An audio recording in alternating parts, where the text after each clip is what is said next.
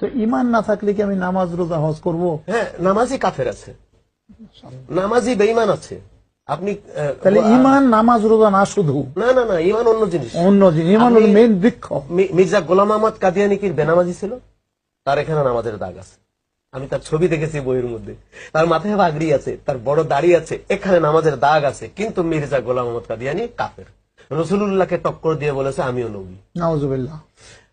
তারপর আমরা মুনাফিক সর্দার আব্দুল্লাহ ইবনে উবাই ইবনে সলুল কি নামাজি ছিল না? তার দাড়ি টুপি ছিল না?